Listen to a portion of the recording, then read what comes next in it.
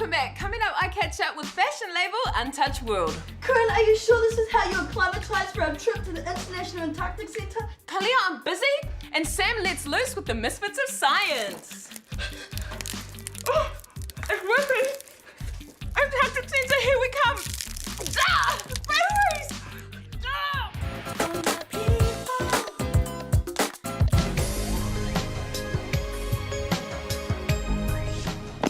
Antarctica is the coldest, windiest and driest continent on Earth, and 98% of it is covered by ice.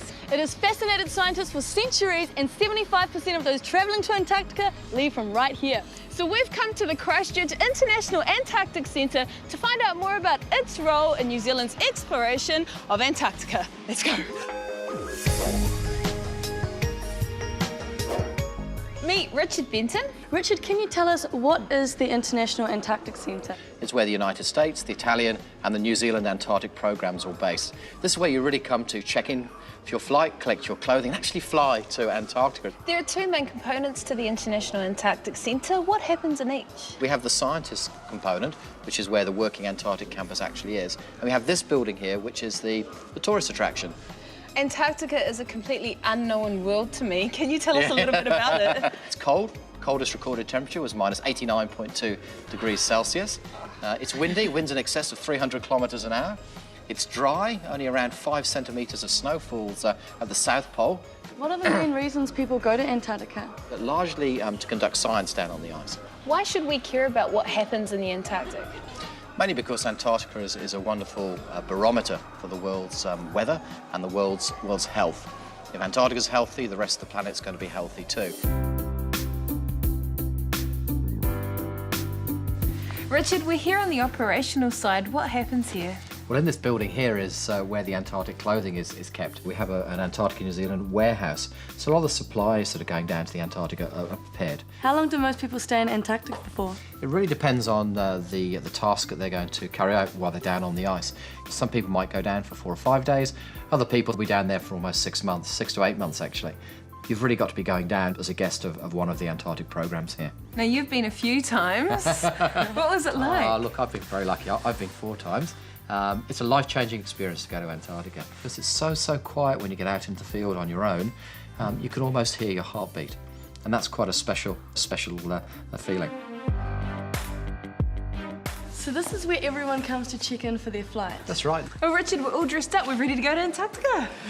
Sorry, no. Unfortunately, you can't go to the Antarctic.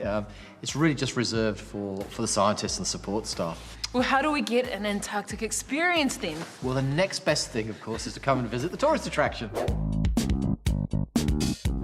Yeah! This is so cool. What's happening in this room, Richard? Hey, this is the 4 seasons of Antarctica. So here we're experiencing summer, spring, winter and autumn in Antarctica. So what happens in here? Hey, this is where we get kitted up to go on the snow and ice experience. It's minus 5 degrees Celsius in there.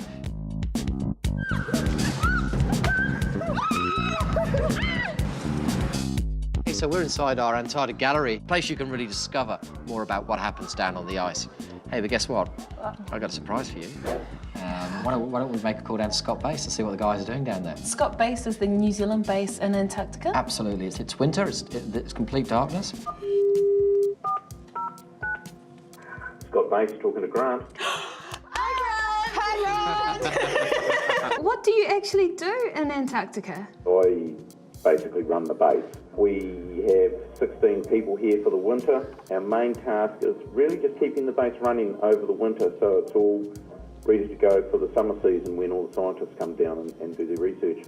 Grant, how is the Antarctic Centre and Antarctica New Zealand important to you down there? We couldn't be here without them. They're our lifeline.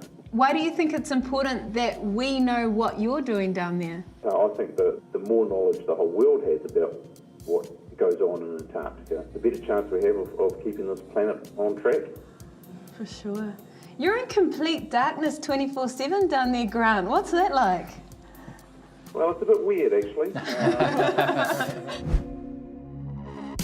We haven't seen direct sunlight for probably 2 months. It is very strange, but quite awe-inspiring as well. Definitely the first time I've ever gone out at lunchtime and seen the stars in the sky. Well, what's the temperature down there, Grant? Currently, it's about minus 25 outside, I think. I hope you've got good air conditioning. Oh yeah, we have. The inside of the base is regulated to between 18 and 22 degrees Celsius most of the time. Well, Grant, we're finding out what it's like for you down there, so thank you so much for speaking to us today. Yeah. No trouble at all. Bye! Wow, I can't believe we just spoke to someone in Antarctica. That was amazing. And I can't wait to learn some more. Can we go? Let's go. Cool. All right.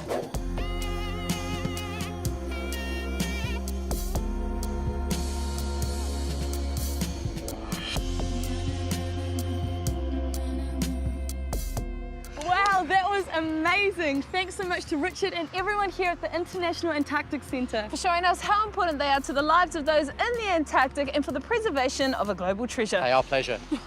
See you later.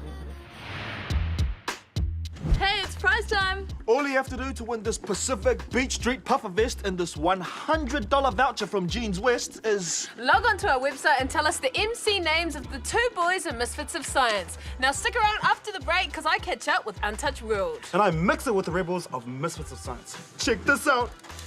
Ah!